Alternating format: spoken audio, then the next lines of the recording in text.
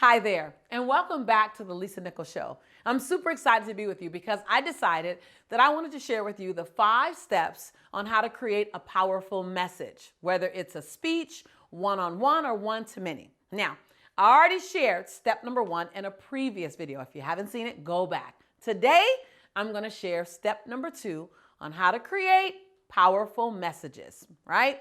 So in this special series, I'm going to share a total of 5, like I mentioned, or like I call them, the 5 anchors to creating powerful speeches. Now, when I outline the science of unforgettable speaking, I actually teach 17 techniques. When you step into my Ignite Your Speaking and Writing course or in my Speak for Ultimate Impact, you'll get a lot more.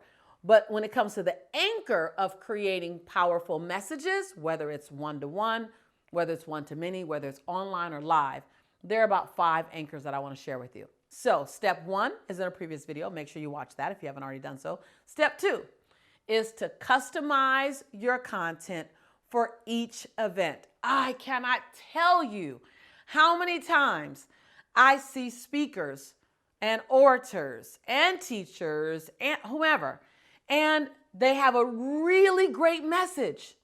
But with each new audience they go to, 90% of the message is the same. I got to be honest with you. Some of the people that I know in the industry, some of my friends, they do it. And I love them and I love their heart.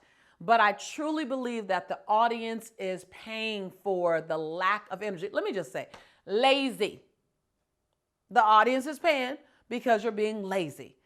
Customize your message for your audience. Who are they? How are they different? And even if it's the same demographic, so they're still women and they're still entrepreneurs, but are we in a different time? I dare not deliver the exact same message this year to the same demographic that I delivered in 2019.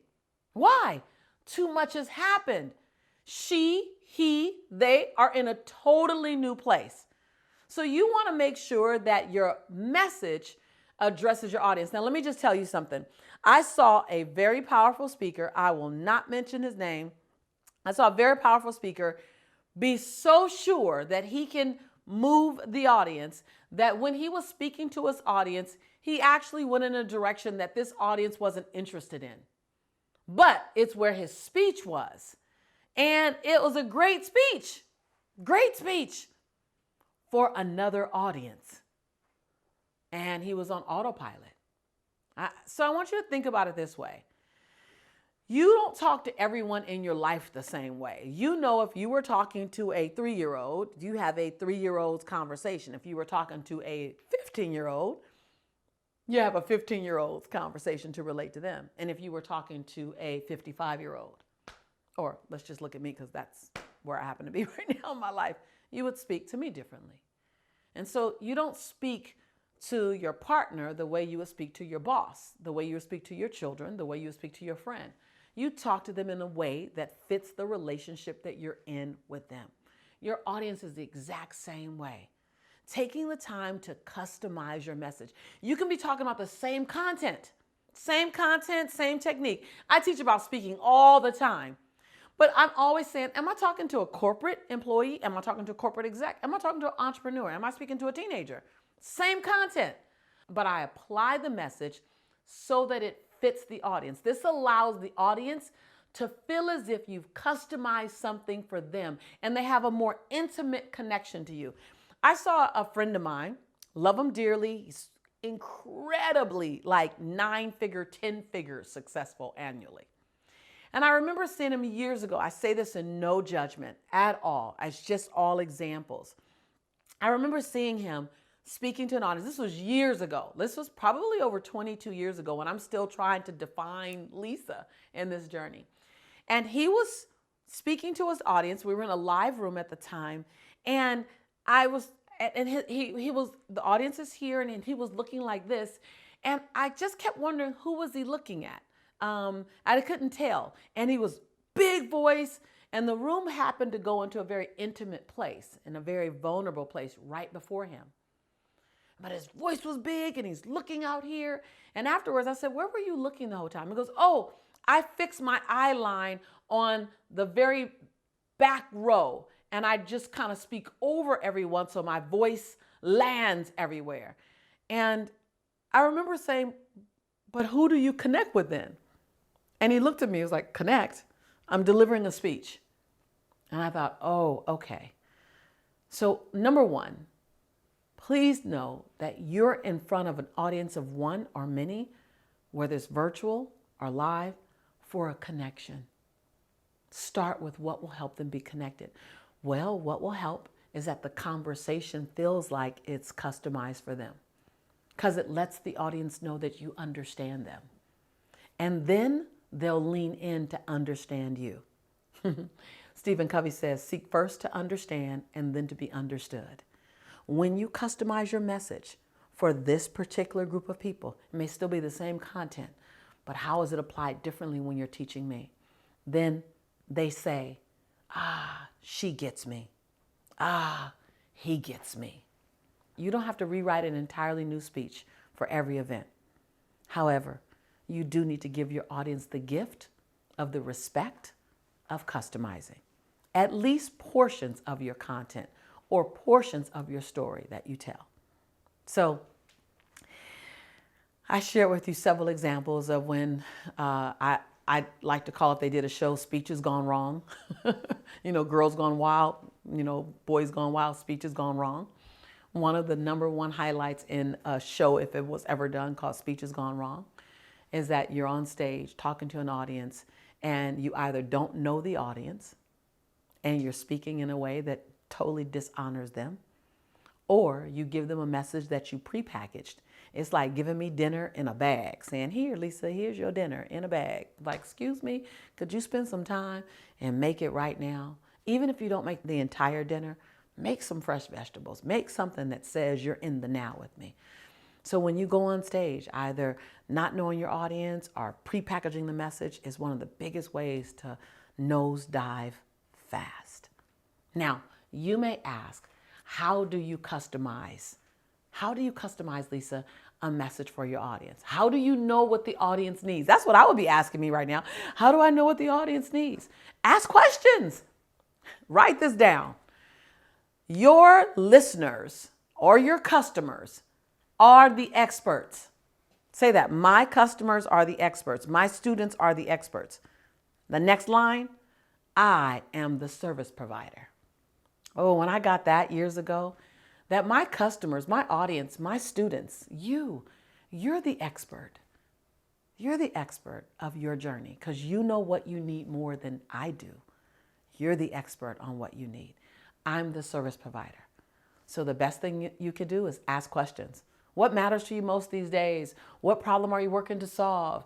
What's keeping you up at night? What area would you love to grow in? What's your pain point? What are the 10 things that you're tolerating right now? They're not screaming loud enough to make you change them, but they're screaming loud enough to annoy you. Like, ask those questions. Collect the data. Put it in your back pocket. And as you're creating content and as you're creating programs, create programs and content that speaks to what your audience has already shared with you. The other way that you can customize your message for your audience is share a story about when you're where they are right now. One of the things, I've been in the top 1% income earners bracket for, maybe 17 years now. I don't know how long it's been. But you don't hear me talking about how I'm a part of the top 1% income earners in America. You don't hear me say that. You literally may have heard me reference that less than a dozen times in the last 10 years. What you hear me talking about and what you hear others talking about me is when I didn't have money to put Pampers on Jelani, or when I needed to rob Peter to pay Paul, or when I needed to stand in the line to get a box of food for Thanksgiving and I was grateful, or when I was in the government assistance line. Now, I'm not saying that's the only place I've been, but when I'm in the business of transforming lives, then I go get the person furthest from me by sharing that story, and then everyone else in the middle fits. And so I share stories about when I am where the people I'm going to get were. Or I'll share a story about when others saw my power, but I was afraid to let my light shine. So I share stories about where you may have been in the past or where you might be right now. That's the second thing. Share relevant stories for where your audience is, not for where you are right now. The number 3 thing to do to customize your message for your audience is acknowledge why they may have showed up to whatever the event is, online, live. Acknowledge why they showed up, what they want. Acknowledge what they're looking for. Let them know, I see you seeing me. I know why you're here. You're here because you want. And make it real life things that they're dealing with. Pains that they're looking to relieve and joy that they're looking to get. Okay? So that's step 2 in creating a powerful message. You want to customize your message for your audience. Literally do the work. Now, make sure that you subscribe so you'll be notified when step number 3 is released. If you're already in the community, then I know I'll see you real soon and you'll be ready to grab step number 3. Now remember, this show is not just a monologue. It's a dialogue. I love talking with you. And the way we talk is I share something with you here and then you comment and you share with me what it made you think about, what was your aha, what was a BOL, breakthrough out loud, or what did you have in common with me, YANA, or what did you have in common with someone else, YANA, YANA, you are not alone. I love reading your comments. I know I don't write back a lot, but I'm reading them because it keeps me inspired to continue to pour into you when I know that you got value. So please comment below, leave a comment below. I really want to read them and other people want to read your comments. After all, I know you have plenty of places that you can hang out. And while I honor that, every time you come here, I'll remind you that this is your home. This is what I love to say, your judgment-free zone. There's no judgment here. There's no haterade here. There's sheer encouragement. There's looking at who you are, whole and complete. And then there's celebrating the man or the woman that you're becoming. After all, we're your tribe. And I'm your sister in prosperity and possibility. And though I can give you 1,000 different endings on 1,000 different videos, I actually prefer to tell you the same thing over and over again because I don't think you can hear it too much. And I mean it every time that I say it. I believe in you and I love you. I'll see you real soon.